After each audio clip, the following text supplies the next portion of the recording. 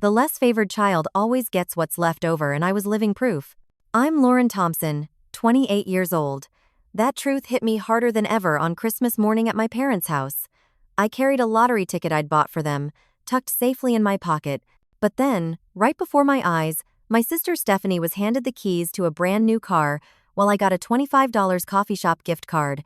The contrast cut like a knife. Stay with me because you'll want to see how one lottery ticket turns this family drama upside down. Growing up in our affluent Connecticut suburb, the pattern was established early. My parents, Harold and Diana Thompson, never tried to hide their preference for my sister. Stephanie was their golden child from the moment she was born 3 years after me.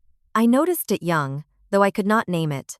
Then this feeling of being secondary, an afterthought in our family of 4. Our childhood home was a spacious colonial on Maple Street, with a perfectly manicured lawn and a swing set in the backyard that my father built when Stephanie expressed interest in gymnastics. When I asked for art supplies that same year, my mother sighed and said we needed to budget more. Carefully, the examples piled up year after year. When I was 10, I begged for art classes at the community center. The cost was $75 for 8 weeks. My mother frowned at the flyer. That seems expensive for a hobby, Lauren. Maybe next semester. 2 weeks later, Stephanie mentioned wanting to try dance lessons. The next day, she was enrolled in Miss Patricia's School of Ballet at $300 per month. I remember hiding in my room that evening, sketching with my drugstore-colored pencils, trying not to feel sting. For my 16th birthday, I received practical gifts, a backpack for school, some clothes from the mall, and a used laptop for homework. When Stephanie turned 16 just months later, our parents surprised her with a used but stylish Volkswagen Beetle, complete with a custom paint job in her favorite color, teal. Stephanie needs reliable transportation for all her activities, my father explained when he saw my face. You can use the family car when you need it. The pattern continued through high school. Stephanie was the cheerleader, the prom queen, the student council president. I was on the newspaper staff and art club, quietly accumulating academic achievements that seemed to pale in comparison to my sister's social triumphs. When college applications came around, my parents hired a private counselor for Stephanie to ensure she got into a prestigious school. I researched scholarships alone at the kitchen table after everyone had gone to bed. You have always been so independent, Lauren, my mother said proudly when I received a partial scholarship to State University. Stephanie needs more guidance. That guidance came in the form of a fully funded education at an expensive private college while I worked 20 hours a week at the campus bookstore and took out student loans to cover what my scholarship did not. After graduation, I built my career as a graphic designer, starting at a small agency and working my way up. I now live in a modest one-bedroom apartment in the city, paying my bills on time and slowly chipping away at my student loans. I have created a life that is mine, built with my own hands and determination. Meanwhile, Stephanie became a realtor, selling luxury homes in our hometown. Our parents helped her with the down payment on her condo, paid for her real estate courses, and connected her with their extensive network of friends for her first clients. Every Sunday dinner at their house includes a toast to her latest big sale or new luxury listing. Despite the lifetime of evidence, I have continued to seek their approval. Each achievement, each milestone has been presented like an offering I hoped would finally make them see me. The promotion to senior designer, the industry award. For a packaging campaign, the side business I started creating wedding invitations, all met with polite nods and quick pivots to Stephanie's latest accomplishment. 2 months ago, I decided to try a different approach for Christmas. Instead of the usual carefully selected gifts, they barely acknowledged I would get them something meaningful. When I stopped for gas and saw the lottery display, something clicked. My father always bought tickets for special occasions, claiming he had a system. My mother would roll her eyes fondly at his ritual. I purchased a scratch-off ticket for $20, choosing a holiday-themed one with a maximum prize of $5 million. It would be a small but personal gesture, a nod to my father's hobby that showed I paid attention to the things they enjoyed. The night before Christmas Eve, alone in my apartment, I decided to scratch just the corner to see if it was a winner. I wanted to avoid giving them a dud. As I revealed the numbers, my hands began to shake. I scratched more, then sat down, hard on my kitchen stool. The ticket was a $5 million winner. I stared at it for nearly an hour, checking and rechecking the numbers, reading the fine print. There was no mistake. I held a fortune. In my hands, a life-changing sum. My first thought was how happy my parents would be. This would be the gift that finally made them proud. I carefully tucked the ticket into a Christmas card, then secured it in my wallet. For the first time, I felt like I had something valuable to offer my family, something that would finally make them see me as successful, too. I arrived at my parents' colonial-style home on Christmas Eve, the winning ticket tucked safely in my coat pocket.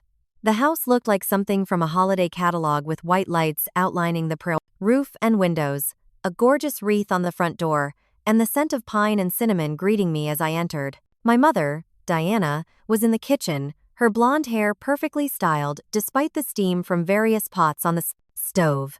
She wore her traditional Christmas Eve outfit, a red sweater with silver snowflakes and tailored black pants. "Lauren, good. You are here," she said, giving me a quick one-armed hug. Before returning to her cooking, "Could you set the table? The good china, please. Your Aunt Tina and Uncle Frank will be here in 30 minutes. No questions about my drive, my work, or my life. Just straight to tasks." I swallowed my disappointment and headed to the dining room. My father, Harold, was in his den, watching a football game, his reading glasses perched on his nose as he simultaneously reviewed some paperwork. He glanced up briefly when I appeared in the doorway. "Merry Christmas, Dad," I said. "You too, kiddo," he replied, eyes already back on the screen. "Your sister is running late as usual, but she just listed a $2 million property, so she is forgiven." He chuckled to himself. I nodded and went to set the table, carefully arranging the china plates and crystal glasses my mother only used for special occasions. The dining room was immaculate with a centerpiece of red roses, white lies, and pine branches that must have cost hundreds of dollars. Aunt Tina and Uncle Frank arrived bearing gifts and homemade cookies. Tina was my mother's younger sister, more relaxed and warmer than my mother had ever been. "Lauren," she exclaimed, giving me a genuine hug. "How is the graphic design world treating you? I saw that packaging you did for that new organic skincare line. Absolutely gorgeous." I blinked in surprise. "You saw that? How? Did you even know it was mine?" "I follow your professional Instagram account," she said with a wink. "Someone in this family should keep up with your accomplishments." Before I could respond, the front door burst open and Stephanie made her grand entrance, bringing with her a gust of cold air and exuberant energy. At 31, my sister was stunning in a designer red dress, her dark hair falling in perfect waves around her shoulders. "Sorry I am late," she announced to the room. The Hendersons wanted one last look at the lakefront property before making an offer. She kissed our mother on the cheek. "They are going to offer the full asking price. That is a $50,000 commission." My parents beamed with pride as everyone gathered around Stephanie, asking about the property and congratulating her on the sale. I remained by the dining table, suddenly feeling underdressed in my simple green sweater dress from a department store. Dinner was a showcase of my mother's culinary skills. Prime rib cooked to perfection, roasted potatoes with rosemary asparagus with hollandaise and fresh-baked rolls. The conversation revolved around Stephanie's real estate successes, my father's recent golf tournament win, and my mother's leadership of the hospital charity gala. I tried several times to join in mentioning a new client project I was excited about, but each attempt was met with polite nods before someone redirected the conversation back. "Stefania or my parents?" "Len, could you pass the potatoes?" my mother asked, cutting across my description of the branding campaign I had just completed for a national client. The evening continued in this vein until dessert was served, as we enjoyed my mother's famous chocolate mousse. My father raised his glass, a toast to our wonderful family, to Tina and Frank for joining us, to Diana for this incredible meal, and to Stephanie for her remarkable year in real estate. "We are so proud of all you have accomplished, sweetheart." I waited for him to acknowledge me, too, but the toast ended there. I felt the weight of the lottery ticket in my pocket and reminded myself that tomorrow would be different. After dinner, we gathered in the living room to watch White Christmas, a family tradition. I sat on the floor since there were not enough seats, my back against the couch where my parents and Stephanie sat together. Uncle Frank caught my eye and gave me a sympathetic smile. The evening wound down and everyone headed to bed. I was assigned my old bedroom, now converted to a home office with a pull-out sofa. Stephanie still had her fully preserved childhood room down the hall. I lay awake for hours picturing my parents' faces when they opened my card tomorrow and found the winning ticket. They would finally see me as successful as worthy of their pride. Maybe things would finally change. Christmas morning arrived with bright sunlight streaming through the windows. I could hear the movement downstairs, and the smell of coffee and cinnamon rolls wafted up. I dressed carefully in a nice outfit, wanting to look put together for what would surely be a momentous day. The family gathered around the Christmas tree, still in pajamas except for me. Wrapped presents spilled out from under the branches, the majority bearing Stephanie's name. Before we begin, my father announced Diana and I have a special surprise. Everyone needs to bundle up and come outside. Puzzled but curious, we all put on coats and followed my parents out to the driveway. There, with an enormous red bow on the hood, sat a brand new BMW sedan in sleek silver. My mother handed Stephanie a small box. Inside were the keys to the car. My sister screamed in delight, jumping up and down like a child. Are you serious? A new car? Oh my God, this is incredible. My parents beamed as Stephanie threw her arms around them both. You deserve it, sweetheart, my father said. Your hard work should be rewarded. I stood frozen, watching the scene unfold, as if from a great distance. I thought about my 10-year-old Toyota with over 150,000 meter that I had saved for 3 years to purchase. We eventually returned inside for the rest of the gift exchange. I received presents from my parents, a $25 gift, card to a coffee chain, and a scarf that still had the clearance tag partially visible. I gave them the carefully selected gifts. I had brought a rare first edition of my father's favorite mystery author and a handcrafted ceramic serving dish for my mother from a local artist. They thanked me politely before turning their attention back to Stephanie, who was receiving an expensive designer handbag from them in addition to the car. The lottery ticket burned in my pocket. I had been planning to present it with a flourish at the end of the gift exchange, but now I felt frozen with indecision. Would even this be enough to make them see me? Or would they somehow find a way to make this about Stephanie, too? Excuse me for a minute, I said, my voice barely audible, over Stephanie's continued exclamations about her new car. No one acknowledged my departure as I slipped away to the bathroom on the second floor. I locked the door behind me and leaned against it, my heart pounding. The bathroom was decorated in the same fancy hand towels and potpourri baskets that had intimidated me as a child. I had always been afraid to use anything in this room, worried about leaving it less than perfect. Sitting on the edge of the bathtub, I pulled the Christmas card containing the lottery ticket from my pocket. The magnitude of what I held struck me anew. $5 million, after taxes, it would still be life-changing money. Money that could pay off my student loans, fund my dream of starting my own design studio, maybe even buy a small house. Money that just yesterday I had been fully prepared to hand over to my parents without a second thought. I closed my eyes and remembered the moment I discovered the ticket was a winner. Alone in my apartment kitchen, hands shaking as I verified the numbers, again and again. The initial shock giving way to elation not for myself but for how happy my parents would be, how proud they would finally be of me. But would they? Would a windfall that had nothing to do with my own talents or efforts really change how they saw me? Or would they just use it to further support Stephanie? I thought about 3 birthdays past. My 12th birthday party canceled because Stephanie had a cold while her birthday parties were catered, affairs with pony rides and professional entertainers. My high school graduation dinner at the local chain restaurant. While Stephanie's was held at the country club with 50 guests, the college tuition difference still stung sharply. I would be paying student loans for another decade while Stephanie had graduated debt-free. Now they had bought her a luxury car that probably cost more than I made in a year, while I received a gift card that would cover perhaps 5 specialty coffees. As I sat there wrestling with my thoughts, voices drifted up from the kitchen below. The bathroom vent connected to the kitchen, creating an unintentional intercom system I had discovered as a teenager. The car is absolutely perfect, Stephanie was saying. I cannot believe you guys did this for me. Well, we have been saving for it, my father replied. And with the commission from your latest sale, we thought it was the perfect time. Speaking of money, Stephanie continued, her voice dropping slightly. I found the perfect condo.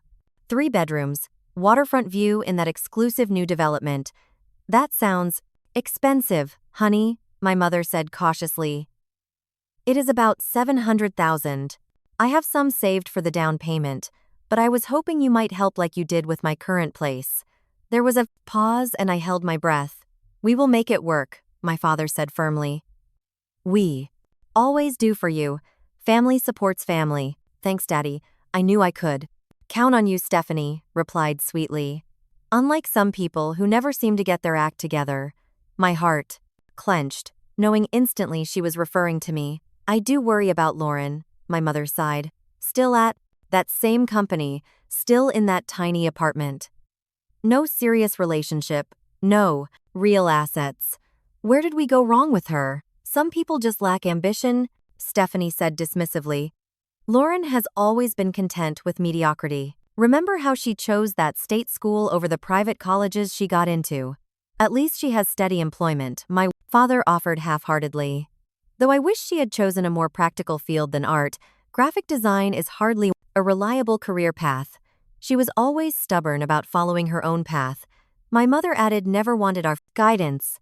Their words cut through me like physical blows. My entire adult life, I had worked tirelessly to win their approval, to prove myself worthy of the same love and support they showered on Stephanie. I had interpreted their lack of involvement in my life as respect for my independence, not disappointment or disinterest. I looked down at the Christmas card in my hand, the corner of the lottery ticket peeking out. $5 million, a fortune that could change everything or nothing at all. In that moment, clarity washed over me. Money would not fix what was broken in our family. It would not make my parents see me differently or value my contributions. It would only temporarily mask the fundamental imbalance that had defined our family dynamic for 28 years.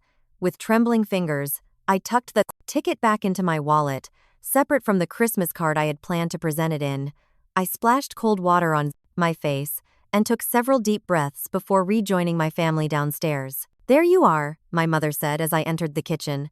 We are about to have Christmas breakfast. Could you set the table again? I nodded, forcing a smile that felt brittle on my face. For the remainder of the morning, I went through the motions, helping with breakfast, cleaning up, wrapping paper, responding appropriately to questions directed at me, all while the winning ticket remained hidden in my wallet. Stephanie spent most of texting photos of her new car to friends, barely touching the eggs Benedict, my mother, had prepared. My father read the newspaper between bites, occasionally commenting on world events or the stock market. My mother fluttered around refilling coffee cups and asking if anyone wanted more food. It was a scene I had witnessed countless times before, but today I saw it with new eyes. The 3 of them occupied their own universe, where I was merely a visitor, never fully integrated despite my lifelong efforts. By 11 o'clock, I began gathering my things to leave. You are going already? My mother asked, sounding more relieved than disappointed. We thought you were staying until tomorrow. I have some work to catch up on. I lied, unable to bear the thought of another 24 hours of being invisible in my own family. A deadline got moved up. Always working, my father commented without looking up from his newspaper. At least you are responsible. Stephanie glanced up from her phone long enough to say, "Drive safe, sis. Though your old car might not make it all the way home." She laughed at her own joke. I hugged my parents goodbye. The embraces quick and perfunctor. As I backed out of the driveway, I caught a final glimpse of them through the living room window, my mother and father on either side of Stephanie admiring something on her phone, all 3 laughing together.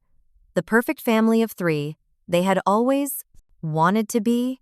The tears started before I even reached the highway. They blurred my vision so badly that I had to pull over at a scenic overlook that provided a view of the town below. Snow-covered houses with smoke curling from chimneys, families together for the holiday lives, intertwined with love and belonging. I sat in my trusty Toyota, the engine running for warmth, and finally allowed myself to feel the full weight of what had happened, not just today, but throughout my entire life. The consistent message that I was somehow less than not quite enough, undeserving of the same love and attention my sister received so effortlessly. I pulled out the lottery ticket and stared at it. $5 million. The enormity of it felt surreal, like I was holding someone else's future in my hands. In a way, I supposed I was my own future suddenly, full of possibilities I had never dared imagine. If I claimed this ticket, I could pay off my student loans. I could leave my job with the demanding boss, who took credit for my best ideas. I could start my own design studio, travel to the places I had only seen in magazines, maybe even buy a house with a dedicated art space. I could become fully independent from my family in a way that had never before seemed possible. But first, I needed to drive home and process everything that had happened. The 3-hour drive back to my apartment gave me time to think. By the time I unlocked my door, twilight was settling over the city. Christmas, lights twinkling in windows across the street. My apartment felt especially small and empty after the grandeur of my parents' home. But it was mine, created with my own resources and reflecting my own taste. I changed into comfortable clothes and made myself a cup of hot chocolate, then curled up on my secondhand couch with my laptop. A quick search revealed the process for claiming a lottery prize of this magnitude. In my state, I could remain anonymous by claiming through a trust, protecting my privacy from public announcement. I would need a lawyer and financial advisor, but I could begin the process as soon as the lottery office reopened after the holidays. My phone remained silent all evening. No call from my parents to see if I had made it home safely. No text asking why I had left early. Their absence spoke volumes. The next morning, I woke to a series of text messages from Stephanie. No words, just photos her posing beside her new BMW, driving it with oversized sunglasses, showing it off to friends who had come to see it. The final message read, "Hope. Santa was good to you too, sis." I did not reply. The week between Christmas and New Year passed in a strange limbo. I took vacation days from work and rarely left my apartment. I researched everything I could about managing sudden wealth, making lists of priorities and dreams, and allowing myself to consider possibilities I had always dismissed as unattainable. I also spent long hours reflecting on my relationship with my family, journal pages filled with childhood memories, patterns I had accepted as normal that now seemed profoundly dysfunctional. I cried often, grieving for the parental love I had spent a lifetime chasing but never receiving. On New Year's Eve, when most people were celebrating with friends or loved ones, I sat alone on my balcony with a glass of champagne. As midnight approached, I made a decision.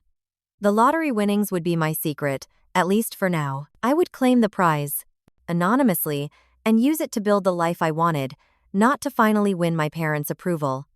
The local news ran a story about the unclaimed winning ticket sold at the gas station near my apartment. Speculation about the winner filled social media. My father called on the 2nd of January, the first contact since Christmas. "Did you hear about that lottery ticket?" he asked after minimal pleasantries. $5 million sold right in your Tamanay neighborhood. Your mother and I were just saying you should check any tickets you might have bought. Why is that? I asked, my heart beating faster. Well, it would certainly solve your financial situation, he said casually. Not everyone gets lucky enough to succeed through hard work alone. Sometimes people need a windfall. The implication stung. Even a lottery win would not be seen as deserved, just lucky. After we hung up, I added another item to my growing list of financial plans: anonymous donations to the art scholarship fund that had helped me through college. The lottery office reopened on the 3rd of January. I had already contacted a lawyer recommended by a trusted friend and had an appointment scheduled for the following day. I also booked a meeting with a financial planner for later in the week. As I prepared for these meetings, I felt a strange sense of calm replacing the hurt and anger. For the first time in my life, I was taking complete control of my destiny without seeking anyone else's approval or validation. It was terrifying and exhilarating all at once. My lawyer helped me establish a trust to claim the winnings anonymously. The financial planner created a comprehensive strategy for taxes, investments, and responsible management. of the funds. By the end of January, the money was real, sitting in various accounts and investments, working for my future. I did not quit my job immediately. That would raise too many questions. Instead, I began building my exit strategy, developing client relationships that could transition to my own business, and creating a portfolio of my best work. News reports continued to speculate about the unclaimed lottery ticket until the prize was finally announced as claimed by an anonymous trust. My parents called again. "Can you believe someone in your area won all that money? And is not even willing to go public?" My mother asked. "What would be the point of winning if you cannot enjoy the attention? Maybe they value their privacy," I suggested, "or have reasons to keep it quiet." "Well, I think it is selfish," she declared. "That person should be giving interviews and telling everyone about their good fortune." After we hung up, I laughed for what felt like the first time in weeks if they only knew. 3 months after Christmas, I unlocked the door to my new apartment. Sunlight streamed through floor-to-ceiling windows, illuminating hardwood floors, and the open-concept layout I had always dreamed of. At twice the size of my old place and in a historic building in my favorite neighborhood, it was a significant upgrade, while still being modest enough not to raise eyebrows among friends. I had been careful with my decisions since claiming the lottery prize. No flashy purchases, no dramatic lifestyle changes that would attract attention. My financial advisors had helped me create a sensible plan, a portion invested for long-term growth, another set aside for retirement, some allocated for a down payment on a commercial space for my future design studio, and a reasonable amount for improving my day-to-day life. The first major change came in February when I resigned from my position at the marketing agency. I cited creative differences with management and a desire to pursue freelance opportunities, both true reasons that had existed long before the lottery win. My boss seemed surprised but not suspicious, especially when I mentioned I had been saving for this transition for years. I launched my own design studio with a simple website and the client connections I had carefully cultivated. Working from home, initially, I set my own hours and only accepted projects that excited me creatively. For the first time, my work felt entirely my own. With my newfound financial security came the confidence to make other changes. I enrolled in the advanced art classes I had always wanted to take but could never afford. I joined a hiking group and discovered a love for outdoor adventures. I volunteered at a youth arts program, helping kids from underprivileged backgrounds develop their creative talents. Through these activities, I began forming genuine friendships, people who knew nothing about my family dynamics or sudden wealth, who simply enjoyed my company and shared my interests. The contrast between these authentic connections and the strained relationship with my family became increasingly stark. My parents continued to call sporadically, but our conversations followed predictable patterns. They would talk about Stephanie's latest achievements, complain about their own financial stresses, and then almost as an afterthought ask about my life. When I mentioned my new freelance career, they expressed concern rather than support. "Freelancing is so unpredictable," my mother warned. "I hope you have enough saved to manage when work is slow." "I have a good emergency fund," I assured her, biting back a smile at the understatement. "Well, we have always worried about your financial situation," my father added, "especially with those student loans. Are you still making payments on those?" "They have been paid off," I said simply. "All of them? How did you manage that?" my mother asked, sounding genuinely shocked. "I have been focusing on debt reduction for a while," I replied vaguely. "Living below my means and prioritizing payments." "Well, I wish you would have asked for our advice," my father said. "We could have helped you create a better strategy than just throwing all your money at loans." The irony was not lost on me. After years of offering no financial support, they now wanted to advise me on money management. In March, Stephanie called with big news. She was engaged to Bradley, a surgeon she had been dating for 8 months. The wedding was planned for September, giving them just 6 months to arrange what she described as the event of the season. "Mom and Dad are so excited," she gushed. "Though Dad is having a minor heart attack about the cost, I have told him my dream wedding is non-negotiable." "Congratulations," I said, genuinely happy that she had found someone who made her happy. "It sounds like it will be beautiful." "Oh, It will be, she assured me. Country club venue, minimum, 200 guests, designer dress, the works. Mom is already talking to her event planner friends. A week later, my mother called, sounding stressed. Your father and I need to discuss something with you. She began, her voice tense. It is about Stephanie's wedding. What about it? Well, the estimates are coming in much higher than we anticipated. Your father and I have always planned to pay for her wedding, but with the economy and your father's business not doing as well this quarter, she trailed off. I waited, suspecting what was coming next. We were wondering if you might be able to contribute something toward your sister's special day. Now that you have paid off your loans, perhaps you have some savings available. The request stunned me despite having anticipated it. They had just given Stephanie a luxury car worth at least $50,000 at Christmas, and now they were asking me to help fund her extravagant wedding. I am sorry, but I cannot do that, I said firmly. I am just establishing my freelance business, and all my available funds are committed to that. The silence on the other end of the line was heavy with disappointment. I see, my mother finally said. Well, we'll figure something out. We always do for family. The implied message was clear. Stephanie was family worth sacrificing for. I was not. That conversation marked a turning point in how I engaged with my family.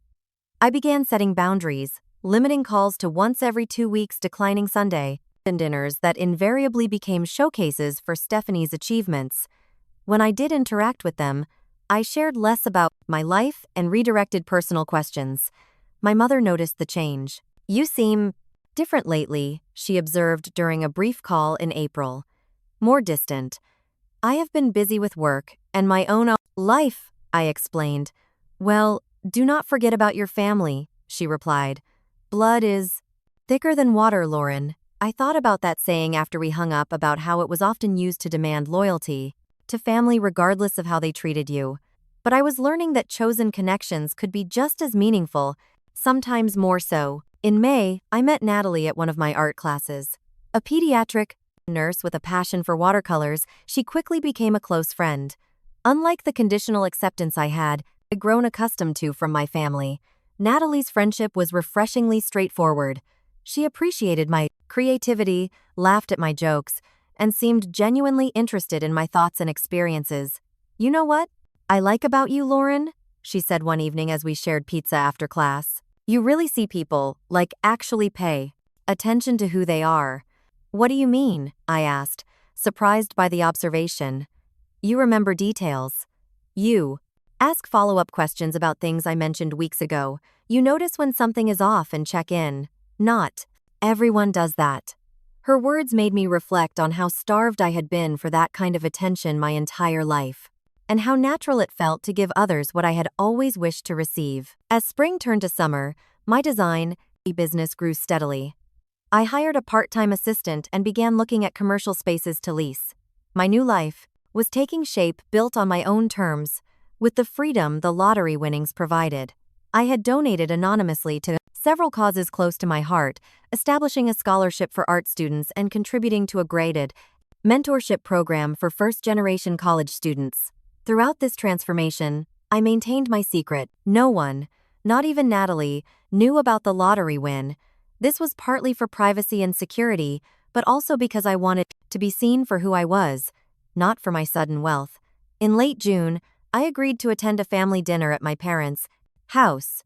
It had been nearly 2 months since I had seen them in person, and I felt strong enough now to maintain my boundaries, even in their presence.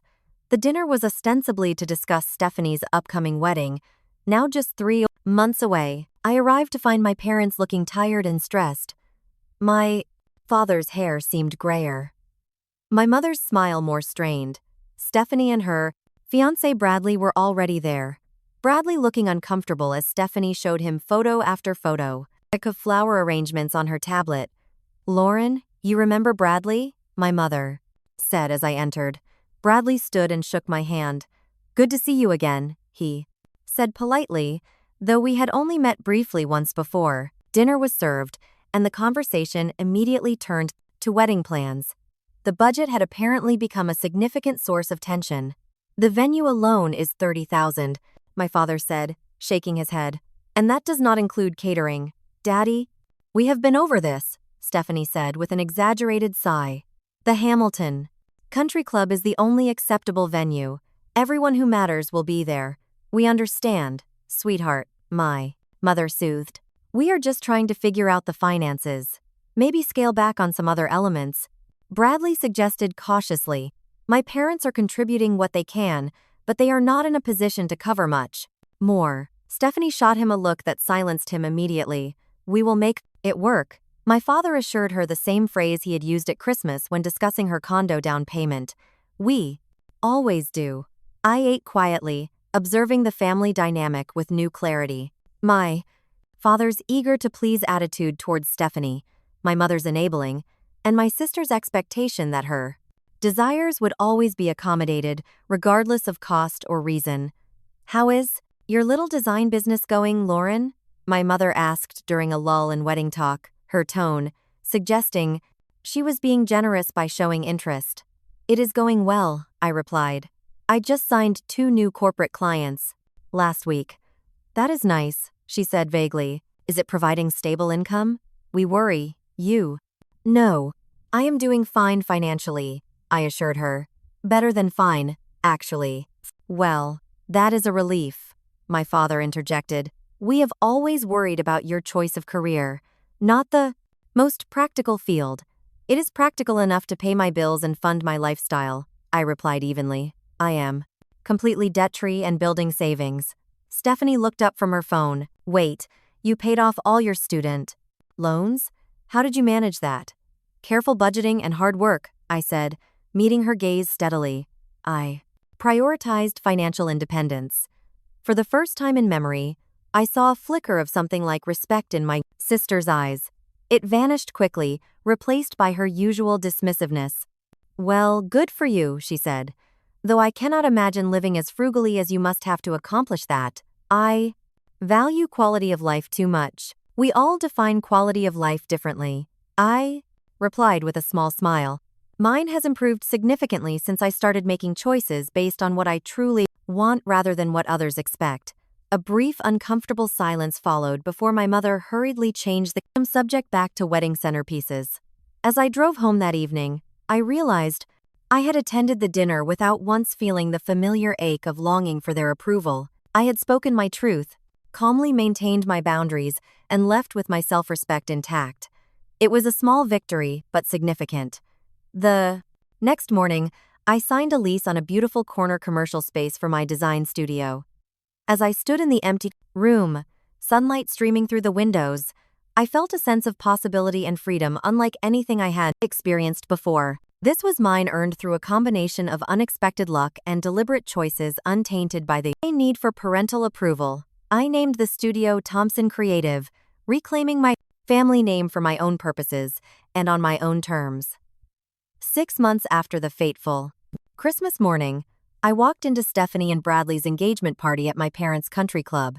The July evening was warm, the sunset casting a golden glow over the manicured grounds, visible through floor-to-ceiling windows. I had dressed with care in a designer dress, purchased with my new means, not out of a desire to impress, but because it made me feel confident. My hair was styled professionally, my makeup subtle but enhancing. Several heads turned as I entered, and I realized with some surprise that few people would recognize the insecure woman I had been just months ago. My mother intercepted me near the entrance, her eyes widening slightly as she took in my appearance. Lauren, you look different, she said, searching for the right word. That dress must have been expensive. Thank you, I replied, accepting the awkward comment as the closest thing to a compliment she could offer. The venue looks beautiful. Yes. Well, Stephanie deserves the best, she said automatically. Everyone who matters in town is here tonight. I nodded and moved past her, accepting a glass of champagne from a passing server. The room was filled with my parents, friends, Stephanie's colleagues and clients, and Bradley's family.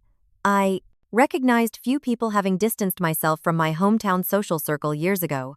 Well, look at you, a familiar voice said. I turned to find my Aunt Jessica, my father's sister, smiling warmly at me. Unlike my parents, Aunt Jessica had always shown genuine interest in my life and accomplishments. You are absolutely glowing, she continued, giving me a hug. Something has changed. New job, new relationship. I smiled. New perspective mainly. I have been making some positive changes. Whatever it is, it suits you, she said sincerely. I always knew you would find your way. Our conversation was interrupted by the clinking of a glass. My father stood at the center of the room calling for attention. Thank you. All for coming to celebrate Stephanie and Bradley's engagement. He began, his voice proud. As most of you know, our daughter has always been exceptional. From her academic achievements to her successful real estate career, he continued praising Stephanie's virtues while I sipped my champagne, no longer feeling the sting that such one-sided recognition would have caused before. And now Diana and I have an announcement of our own, he continued. To help give Stephanie and Bradley the wedding and start in life they deserve, we have decided to sell our home. A murmur went through the crowd. My parents' home had been in our family for 3 generations. We have already received an excellent offer, my father added, and we will be downsizing to a condo in the new development by the lake, which coincidentally our talented daughter is selling. The crowd laughed appreciatively. I stood frozen, processing what I had just heard. My parents were selling their family home, a house filled with history and memories, to fund Stephanie's wedding and help with her new condo purchase. The sacrifice seemed so extreme, so unnecessary given other options they could have considered. After the speeches, I found myself alone with my parents for a moment near the bar. My father was flushed with pride, and perhaps too much scotch. Dad, are you really selling the house? I asked quietly. Yes, the deal is almost finalized, he replied. Got a good price, too. But why? That house has been in the family for generations. Grandmother would be heartbroken. My mother waved her hand dismissively. Your grandmother would understand. Supporting family. Stephanie needs our help for this new chapter in her life. But selling your home seems so extreme. I persisted. Surely there are other ways to help her. My father's expression hardened slightly. Lauren, I do not expect you to understand. Stephanie has always been our real success story. The sacrifices we make for her are worth it. The words hit me like a physical blow despite my new resilience. What do you mean by that? I asked, my voice barely above a whisper. My mother glanced around nervously. This is hardly that time or place, Lauren. No, I want to understand, I insisted. Why has Stephanie always been your real success story? What made her deserving of everything while I got nothing? My father sighed heavily. We just never connected with you like we did with Stephanie, he admitted. From the beginning, there was something different. Different how I pressed, feeling like I was finally approaching a truth that had been hidden from me my entire life. My parents exchanged a look I could not interpret. My mother's shoulders sagged slightly. Lauren, we had planned to tell you when you were 18, but the timing never seemed right, she said quietly. You were adopted. The world seemed to stop. The chatter of the party, the clink of glasses, everything faded to background noise as I processed those 3 words. Adopted, I repeated, my voice sounding distant to my own ears. We adopted you as an infant, my father explained, his voice low. Stephanie is our biological child. We always tried to love you the same, but you could not. I finished for him decades of differential treatment, suddenly making a terrible kind of sense. We did love you, my mother insisted, though her tone lacked conviction. We provided for you, gave you a good home. But you never wanted me. Not really, I said, the realization washing over me. I was always on the outside. That is not fair, my father protested weakly. We did our best. I looked at them, really looked at them perhaps for the first time. They were not villains in my life story. They were simply people who had failed to bond with a child not biologically their own, who had never developed the unconditional love that should have been my birthright. Does Stephanie know? I asked. Their uncomfortable silence was answer enough. How long has she known? Since she was 16, my mother admitted. She found some paperwork in our desk. 12 years. My sister had known this fundamental truth about my place in the family for 12 years and had never said a word, had continued to accept and expect her favored status without question. I need some air, I said, turning away from them. I made my way through the crowd and out onto the terrace overlooking the golf course. The summer evening was still warm, stars beginning to appear in the darkening sky. I gripped the stone balustrade, trying to steady my breathing and process this revelation. Adopted. The word explained so much. About my childhood, about the subtle and not so subtle ways I had been treated differently. It did not excuse their behavior, their failure to love me equally, but it provided context I had never had before. I heard the terrace, a door open behind me, and turned to see Stephanie approaching. She was radiant in her engagement party dress, but her expression was uncharacteristically serious. "They told you," she said. It was not a question. "Yes," I replied simply. "After 28 years, they finally told me." She had the grace to look uncomfortable. "I wanted them to tell you years ago, but you never told me yourself," I pointed out. "You knew for 12 years and watched me struggle to understand why I was treated differently." "It was not my place to tell you," she said defensively. "Besides, would it have changed anything?" "It would have given me understanding," I replied. "It would have allowed me to stop blaming myself for somehow being fundamentally unworthy of the love they gave you so freely." Stephanie shifted uncomfortably. "Look, I know things were not always fair between us." "Not fair," I laughed without humor. "They are selling their house to fund your wedding and condo while giving me coffee gift cards for Christmas. Not fair. Does not begin to cover it. I cannot help that they love me more," she said, a flash of the real Stephanie breaking through her composed exterior. "That is not my fault. No, it is not." I agreed. But accepting their favoritism without question, watching me try desperately to win their approval year after year, knowing what I did not know, that was your choice. She had no response to that. "They are selling their house for you," I continued, "the family home. Does that not bother you at all?" She shrugged. "They offered. I did not ask them to, but you did not refuse either," I pointed out. "You never refuse anything they offer, no matter the cost to them." "Why should I?" she challenged. "They are my parents. That is what parents do." "Not for me," I said quietly. "Never for me." We stood in silence for a moment, the gulf between our experiences too vast to bridge with words. "What are you going to do now?" she finally asked. I considered the question carefully.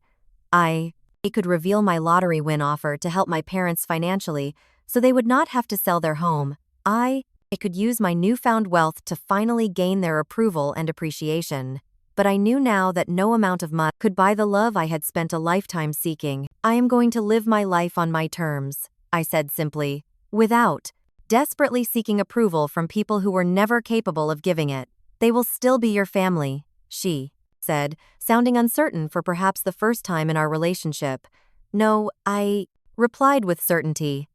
"They are your family. They always have been the perfect family of three you were meant to be." I was just passing through. Stephanie's eyes widened at my words, but I turned away before she could respond. I walked back through the party, stopping briefly to say goodbye to Aunt Jessica, then left without speaking to my parents again. As I drove away from the country club, I felt an odd mixture of pain and liberation. The truth had finally been spoken aloud, and, while it hurt, it also freed me from a lifetime of confusion and self-doubt. I was not biologically connected to people who had been unable to fully love me. That knowledge was both wounding and healing all at once. 1 year after the Christmas that changed everything, I stood in the doorway of my design studio, watching my team of 5 designers working on projects for our growing client list. The space was everything I had envisioned, bright and open with exposed brick walls, modern furniture, and a gallery wall showcasing our best work.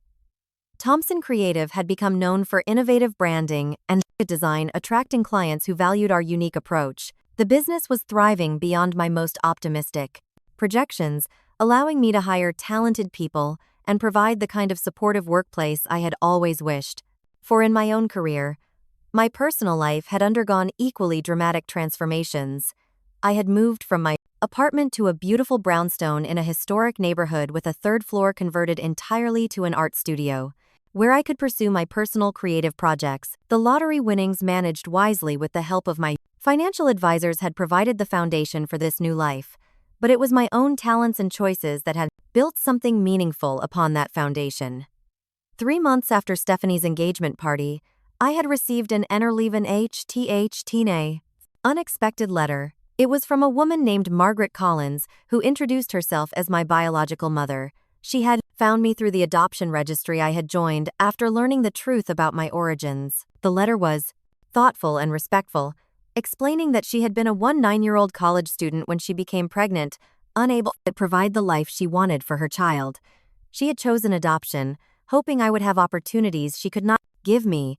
After careful consideration and several exchanges of letters, I agreed to meet her. On a sunny September afternoon, I sat in a quiet cafe, waiting nervously, until a woman with my same hazel eyes and artistic hands approached the table. "Lauren," she said, her voice trembling slightly, "thank you for meeting me." Our conversation that day lasted for hours.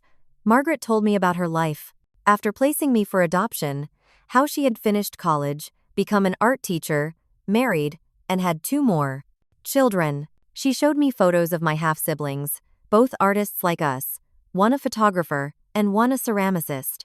"They have always known about you," she told me. "I never kept you a secret. We have celebrated your birthday every year, wondering where you were and hoping you were happy." The contrast between this woman who had given me up, but kept me in, her heart, and the parents who had taken me in but kept me at emotional distance was profound. Over the following months, I gradually got to know my biological family. My half-siblings Thomas and Elaine welcomed me without reservation. When we first met, Elaine had hugged me tightly and said, "We have been waiting for you our whole lives." The instant connection I felt with them was unlike anything I had experienced with my adoptive family. We shared not just physical traits but interests, mannerisms, and a similar sense of humor. For the first time, I felt the belonging that had eluded me for 28 years.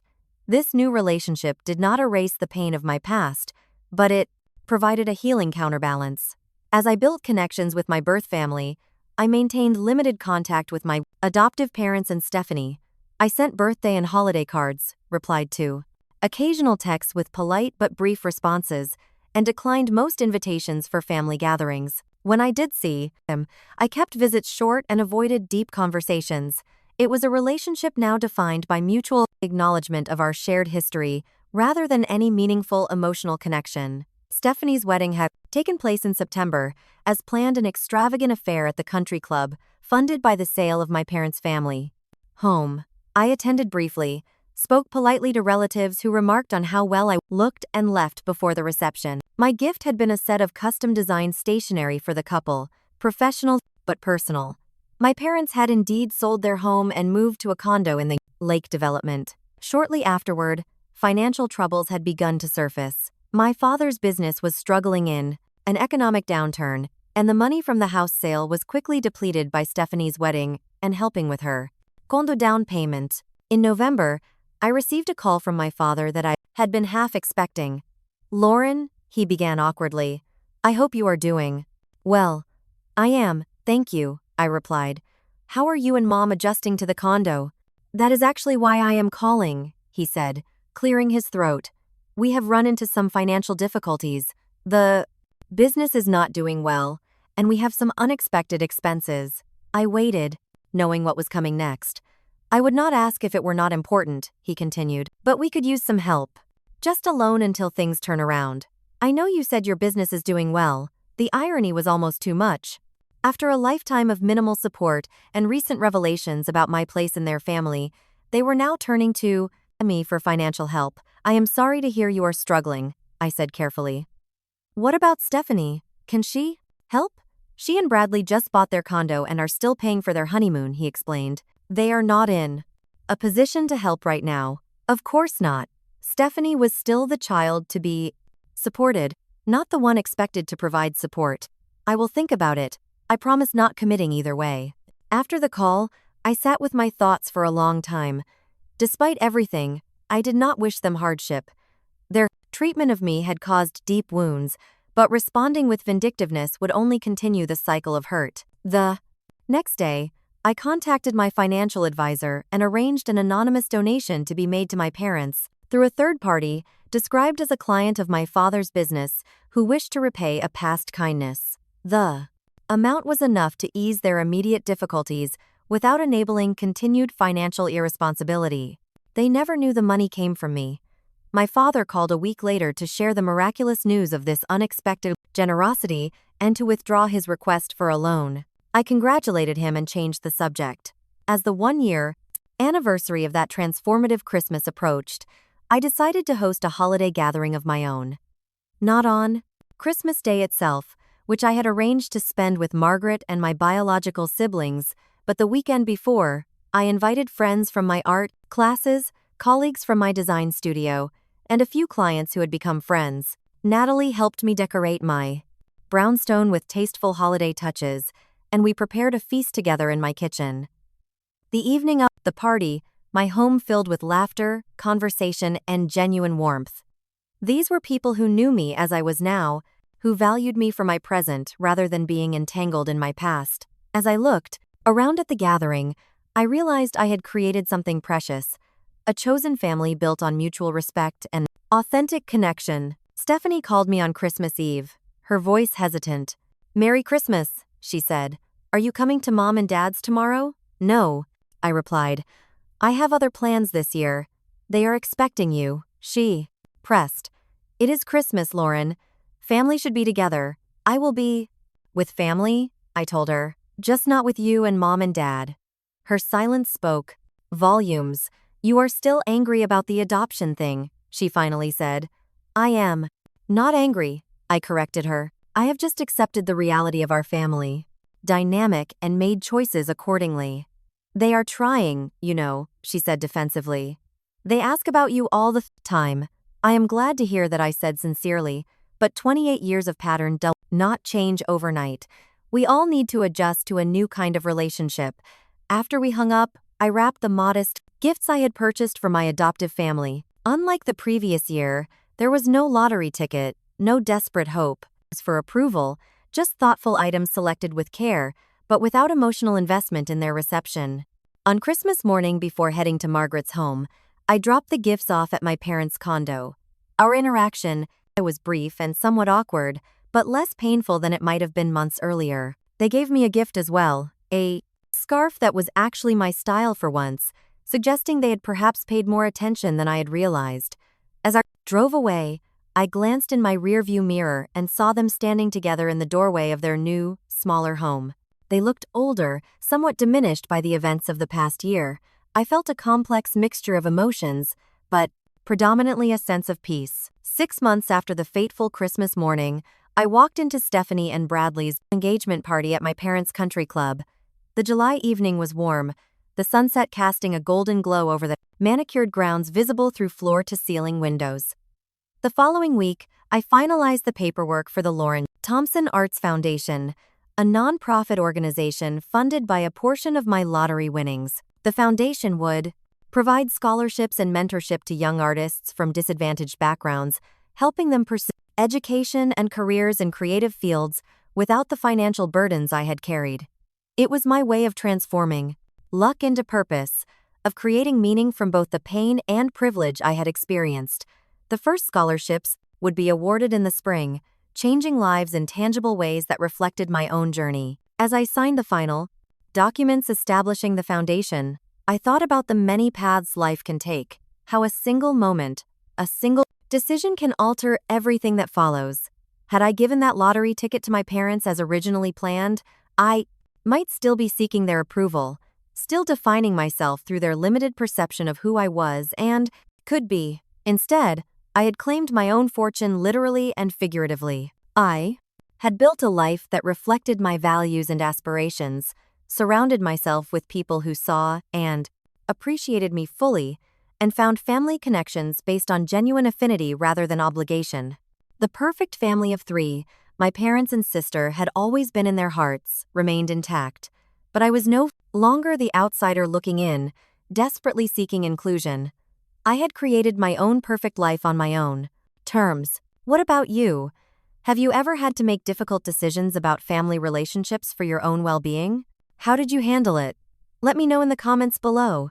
And if my story resonated with you, please hit that like button and subscribe to hear more journeys of self-discovery and healing. Thank you for listening.